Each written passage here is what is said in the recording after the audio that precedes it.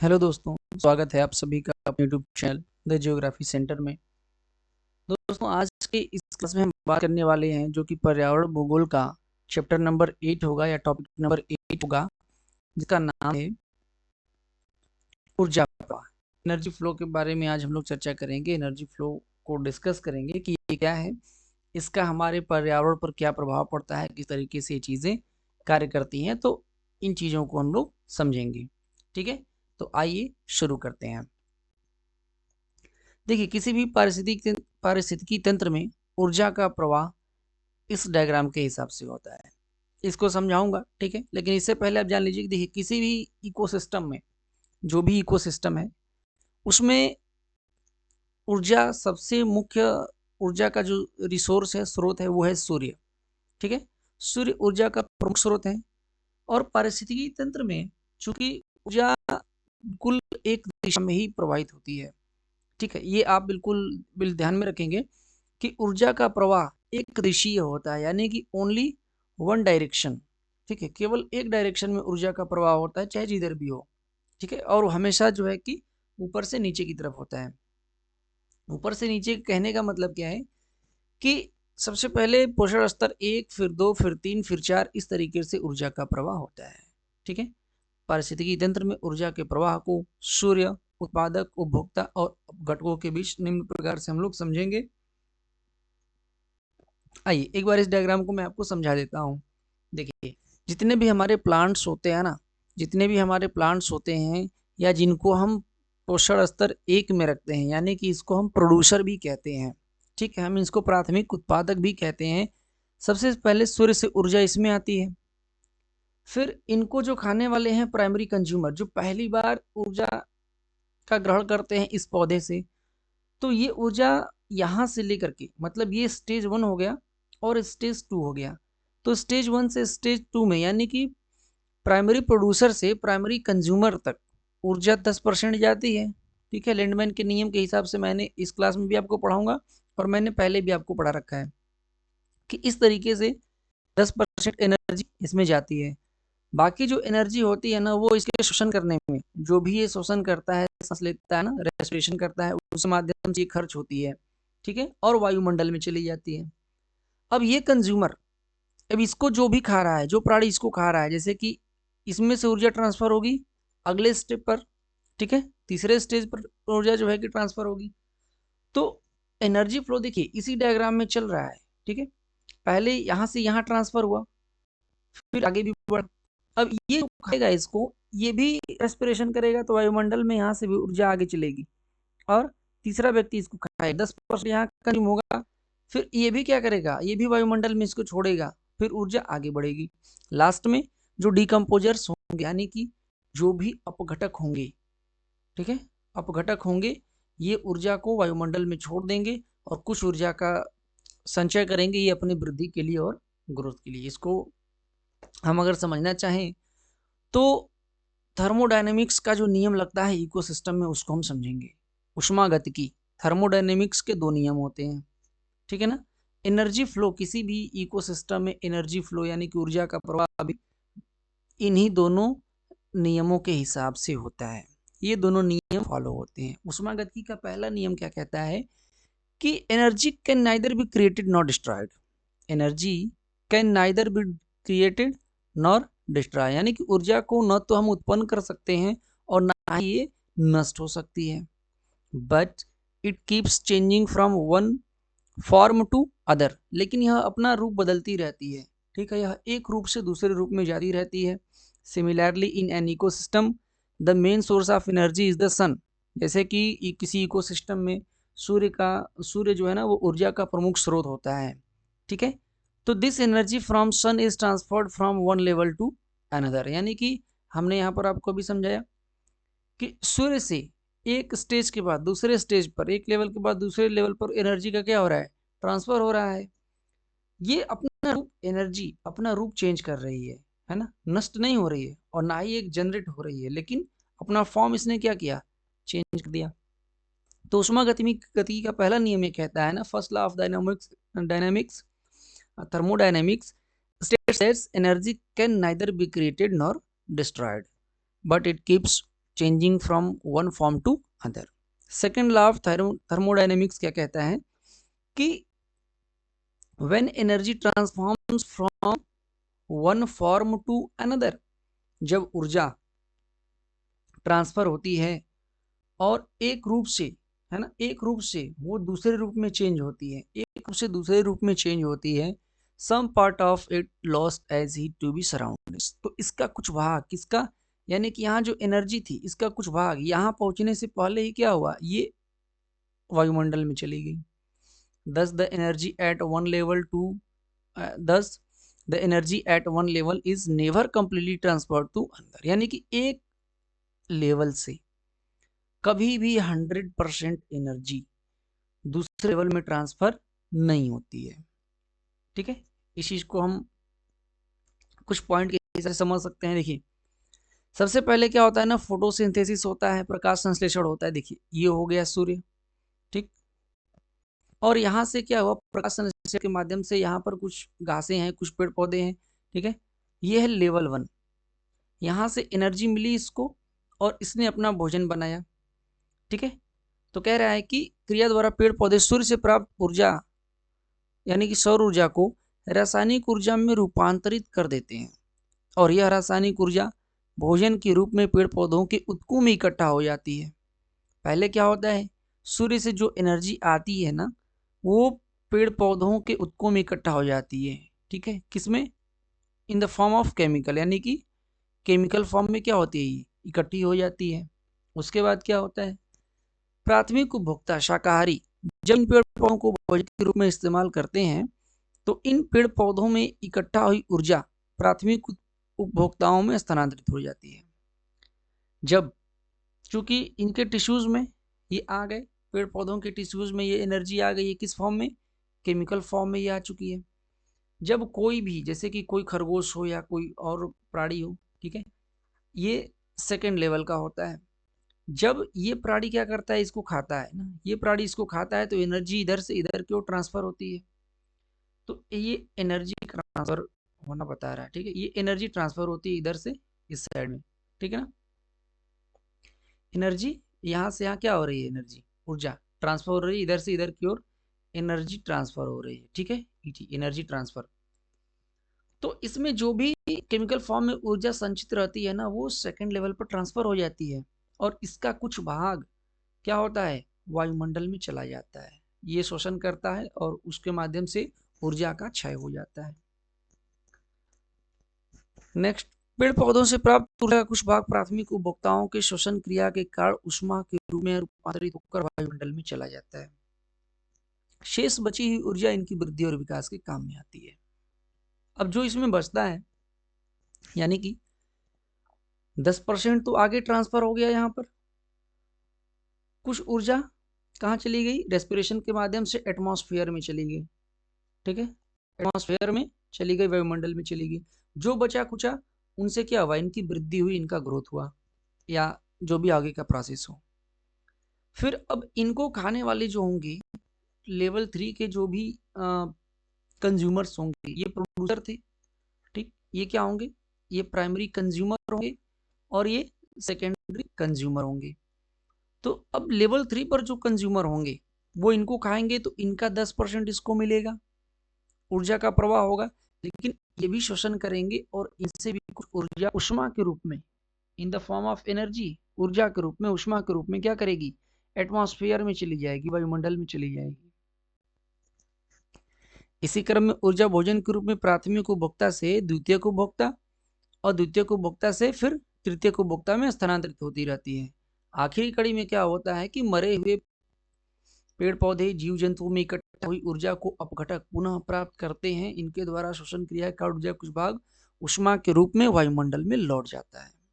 यानी कि अब इसके बाद लेवल 3 के बाद जब लेवल 4 आएगा, जब हम लेवल 4 की बात करते हैं, जहाँ जो हमारा डिकम्पोजर होता है, ठीक है, जो हमारा अपघटक होता है, नोट कर लीजिएगा इसको,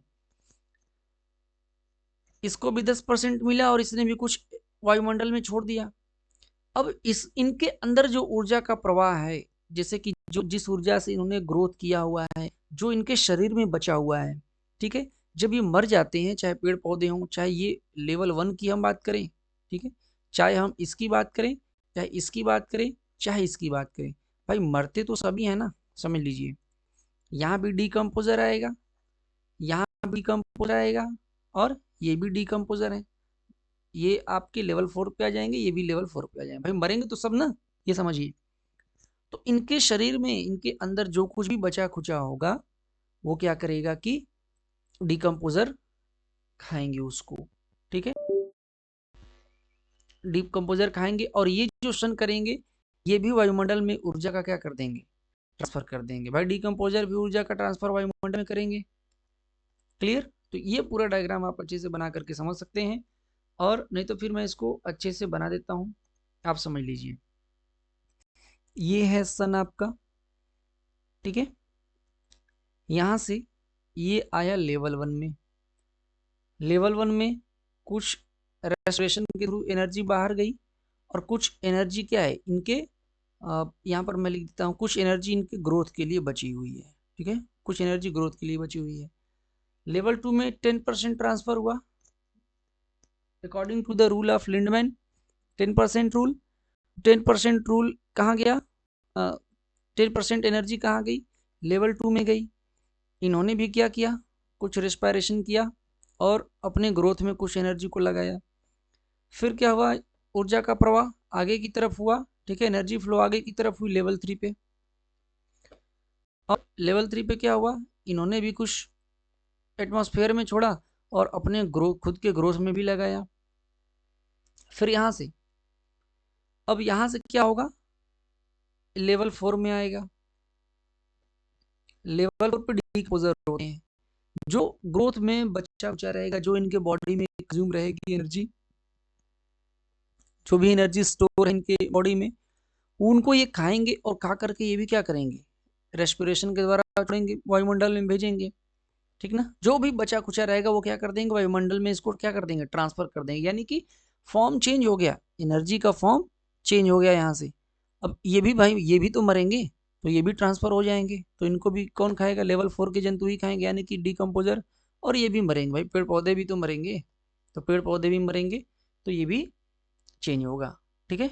ये भी क्या करेंगे, एटमॉस्फेयर में रिलीज करेंगे, और ये भी एटमॉस्फेयर में रिलीज करेंगे। यानी कि देखो, ये पेड़ पौधे हैं यहाँ पर, तो ये भी मर रहे हैं, ये कोई जीव जंतु है तो ये भी मर रहा है, इसको खाने वाला जो है कि कोई प्रेडेटर है, ये भी मरेगा, तो ये भी मरेगा। तो ये क्या कर रहे हैं, डीकम्पोजर सबको खा रहे हैं, ठीक है, डीकम्पोजर सबको खा रहे हैं। तो इसी तरीके से ऊर्जा का प्रवाह किसी भी पारिस्थितिकी तंत्र में होता है। कुछ ऊर्जा कंज्यूम की जाती है, कुछ ऊर्जा छोड़ी जाती है वायुमंडल में, और कुछ ऊर्जा के कारण वो क्या करते हैं, वृद्धि करते हैं, ग्रोथ करते हैं। लिंडमैन का 10% नियम मैं फिर से बता देता हूं, क्या है कि एक पारिस्थितिकी तंत्र के अंतर्गत खाद्य श्रृंखला, ठीक है, खाद्य श्रृंखला और खाद्य जाल में एक पोषण स्तर से दूसरे पोषण स्तर में ऊर्जा का जो प्रवाह होता है, उसमें लिंडमैन का 10% नियम लागू होता है। यह नियम 1942 में लिंडमैन महोदय ने दिया था, इसलिए इसे 10% का नियम भी कहते हैं। लिंडमैन के नियमानुसार खाद्य श्रृंखला के एक पोषण स्तर से दूसरे पोषण स्तर में ऊर्जा स्थानांतरण के दौरान केवल 10% ऊर्जा का ही स्थानांतरण होता है। शेष 90% ऊर्जा श्वसन, अपघटन एवं ऊष्मा के रूप में व्यर्थ हो जाती है। व्यर्थ होने से आशय क्या है कि वायुमंडल में समाहित हो जाती है, ठीक है। जैसे हमने यहाँ पर इसकी हम बात कर रहे थे, यहाँ पे चर्चा कर रहे थे कि कुछ शोषण के लिए ऊर्जा एटमॉस्फेयर में चली गई, यहाँ से भी शोषण के लिए जा रही है, यहाँ से भी शोषण यानी कि रेस्पिरेशन के लिए जा रही है। 10% ही यहाँ आगे ट्रांसफर हुआ। अब ये जो बचा 90%, इस 90% में से क्या हो रहा है, ग्रोथ में लग रहा है, और ये मरेगा। जब ये मरेगा तो इसको डीकम्पोजर खाएगा, और डीकम्पोजर जब खाएगा तो ये भी क्या करेगा, रेस्पिरेशन करेगा। तो कुल मिला जुला के 100% एनर्जी क्या हो रही है, एक फॉर्म से, from one two another, another form में चेंज हो जा रही है। इस बात को ध्यान में रखना है। आर.एल. लिंडमैन महोदय ने 1942 में पारिस्थितिकी तंत्र में ऊर्जा प्रवाह के निम्न नियमों का प्रतिपादन किया है। अब एक बार थोड़ा हम लोग फिर से समझ लेते हैं कि ऊर्जा प्रवाह को लेकर के लिंडमैन महोदय ने क्या सोचा था, क्या बताया था। तो देखिए, जैसे जैसे किसी निश्चित पोषण स्तर जीव तथा आहार ऊर्जा के मौलिक स्रोत के बीच दूरी बढ़ती जाती है, वैसे वैसे ऊर्जा की आपूर्ति के लिए जीवों की अपने पोषण स्तर के ठीक पहले वाले पोषण स्तर पर पूर्ण निर्भरता की संभावना कम हो जाती है। मतलब अगर हम ये कहें कि ये है लेवल 1 का व्यक्ति और यहां से दूरी है लेवल 2 की, ठीक है, तो क्या है कि जैसे जैसे दूरी बढ़ेगी ना, यहां से आ जाएगा क्या, लेवल 3 आ जाएगा, और यहां से क्या आ जाएगा, लेवल 4 आ जाएगा, ठीक है, लेवल 4 आ जाएगा। तो कह रहे हैं कि जैसे से अगर बहुत ज्यादा दूरी पड़ गई, ठीक है, मौलिक स्रोत के बीच में जो उसका मूल स्रोत था, जैसे यहां से लेवल 3 का लेवल 2 पे क्या हुआ, दूरी बढ़ गया, लेवल 4 का लेवल 2 से दूरी बढ़ गया है। आप समझिएगा बात को। तो कह रहे हैं कि जैसे जैसे दूरी बढ़ जाती है ना, तो जो पोषण स्तर होता है, यानी कि 3 का 2 पर निर्भरता क्या हो जाएगा, 100% निर्भरता रहे, ये जरूरी नहीं है। लेकिन मैंने ये बात बताई थी कि पूर्ण निर्भरता की संभावना कम हो जाती है। दूसरी बात, बढ़ते पोषण स्तरों के साथ शोषण द्वारा क्षय, शोषण यहाँ पे शोषण होगा, ठीक ना, शोषण द्वारा क्षय होने वाली ऊर्जा की मात्रा में वृद्धि होती जाती है, क्योंकि उच्च, देखिए, शोषण द्वारा क्षय होने वाली ऊर्जा की मात्रा में वृद्धि होती, यानी कि लेवल 1 पर जितना शोषण में ऊर्जा खर्च हो रहा था, उससे ज्यादा लेवल 2 पे खर्च होती है, उससे ज्यादा लेवल 3 पे खर्च होती है, और उससे ज्यादा एनर्जी लेवल 4 पे खर्च होती है। ये एग्जाम में बड़ा प्यारा क्वेश्चन पूछा जाता है यहाँ से, कि क्या लेवल 1 पे जो एनर्जी शोषण करने में खर्च होती है, क्या उतनी ही एनर्जी लेवल 2 में भी खर्च होती है, यानी कि पोषण स्तर 2 और 3 में भी खर्च होती है? तो नहीं, इसका जवाब नहीं में है। ध्यान दीजिएगा कि जैसे जैसे पोषण स्तर बढ़ता है, वैसे वैसे रेस्पिरेशन में ज्यादा एनर्जी खर्च होती है, जो ऊष्मा के रूप में वायुमंडल में विलीन हो जाती है। ऐसा क्यों होता है? क्योंकि उच्च पोषण स्तरों के साथ जीवों के शरीर का आकार बढ़ता है। जैसे जैसे पोषण स्तर बढ़ता चला जाएगा, जीवों के शरीर का आकार बढ़ता है, और उन्हें अपना आहार प्राप्त करने के लिए बहुत ज्यादा दूरी तय करनी पड़ती है। और जितना ज्यादा कोई व्यक्ति दूरी तय करता है ना, उतना ज्यादा क्या करेगा, वो उसको कार्य करना पड़ता है, और कार्य करने में तो एनर्जी खर्च होती है।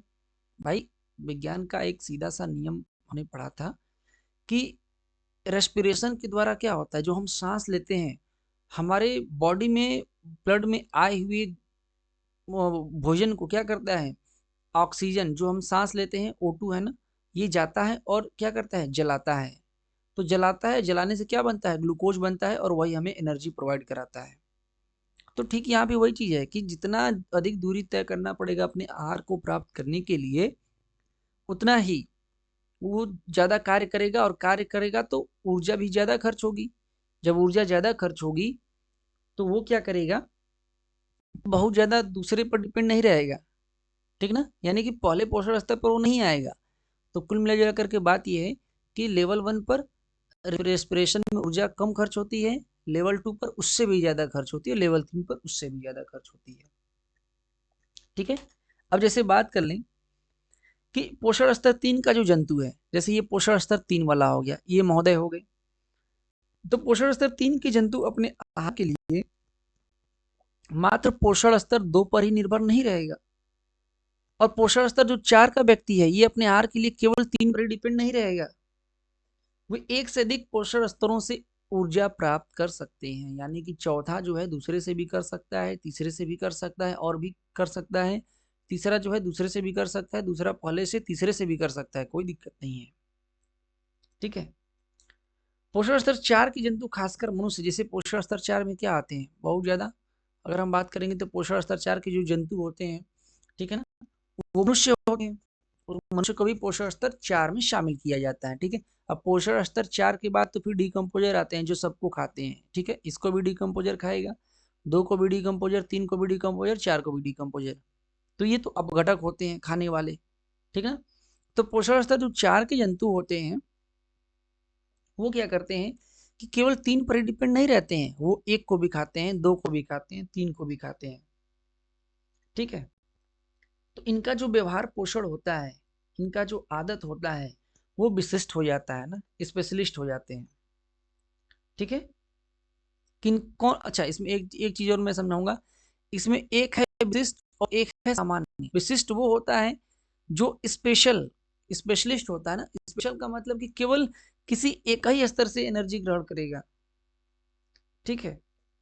कुछ खास प्रकार का ही आहार ग्रहण करेगा, जबकि जो उच्च पोषण, जैसे पोषण, इसमें कौन कौन सा आएगा, इसमें पोषण स्तर 1 और पोषण स्तर 2, विशिष्ट में पोषण स्तर 1 आएगा, पोषण स्तर 2 आएंगे, और बाकी जो होते हैं तीसरे और चौथे, ये दोनों क्या होते हैं, सामान्य होते हैं, ये कई स्रोतों से अपने आहार का सेवन कर सकते हैं।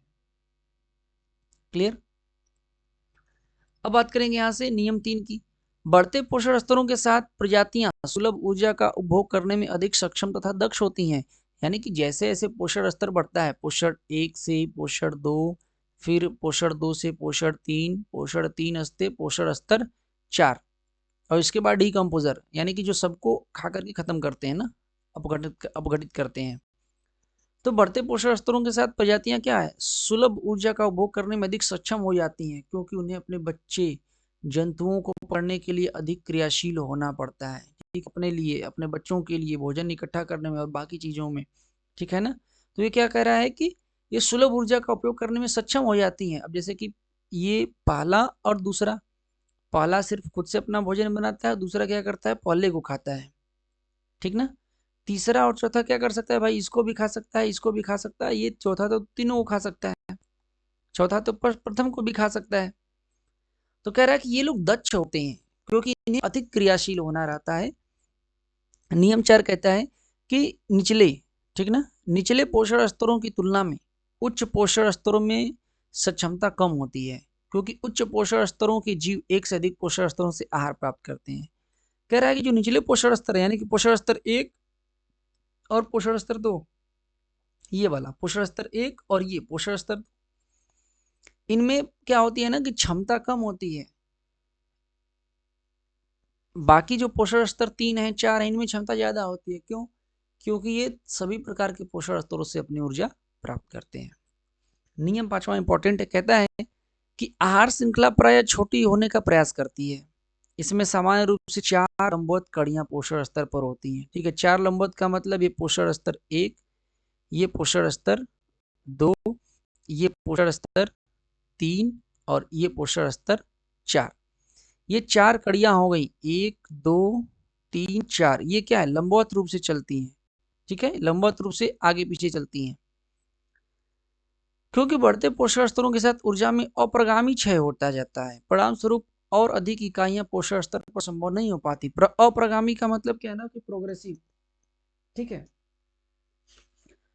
अप्रगामी का मतलब है ना प्रोग्रेसिव, सॉरी, अप्रगामी नहीं, यहाँ प्रगामी होना चाहिए था, अ नहीं होना चाहिए था, ठीक है, नॉन प्रोग्रेसिव हो जाएगा।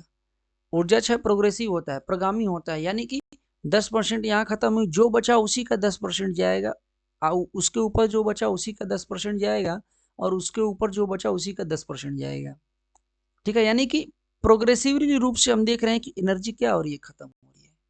इसीलिए केवल 4 प्रकार के पोषण स्तरों की ही बात की गई। यहाँ से भी क्वेश्चन आपसे कोई पूछ सकता है, पूछा जा सकता है कि केवल 4 ही पोषण स्तर क्यों होते हैं, क्योंकि चौथे के बाद तो इतनी एनर्जी बचती ही नहीं है कि आप और किसी जंतु को देखेंगे कि अच्छा हाँ वो इसको भी खा करके अपना जीवन चलाए, है ना, मतलब एनर्जी बहुत ज्यादा खत्म हो जाती है। एपी ओडम महोदय ने इसको बहुत अच्छे से बताया हुआ था, ठीक है। तो एनर्जी फ्लो की इस क्लास में बस इतना ही है। मैंने जो भी चीजें थी आपको अच्छे से समझाने का प्रयास किया है। इस जो भी चीज आपको अगर समझ में नहीं आती है तो आप उसको बताने का प्रयास करेंगे, ठीक है। इस वाले स्लाइड में शायद हमने आपको चौथे पोषण लेवल में डीकम्पोजर को बता दिया था, तो उसको थोड़ा सा आप सुधार कर लीजिएगा। चौथे पोषण स्तर में डीकम्पोजर नहीं आते हैं, डीकम्पोजर चौथे के बाद आते हैं, और डीकम्पोजर वस्तुतः पोषण स्तर में शामिल ही नहीं किए जाते हैं, ठीक ना। तो यहाँ थोड़ा सा आप इसको मेंशन कर लेंगे। बाकी अगर और किसी टॉपिक पर या और किसी चीज़ पर आपको समझ नहीं आया है तो कमेंट करके जरूर बताइएगा, और अगर क्लास आपको पसंद आई है तो भी कमेंट करके जरूर बताइएगा, इससे हमारा हौसला बढ़ता है। हमारे टेलीग्राम चैनल को जरूर ज्वाइन करिएगा, जहाँ पर टाइमली क्विज होती है, डिस्क्रिप्शन बॉक्स में उसका लिंक आपको मिल जाएगा। इसके अलावा अगर भूगोल का कोई भी टॉपिक है, पर्यावरण का कोई भी टॉपिक है, आपको समझ में नहीं आ रहा है, आप उसको इजीली और डायग्राम के साथ समझना चाहते हैं, तो भी कमेंट करके आप बताइएगा, आपका स्वागत रहेगा। धन्यवाद।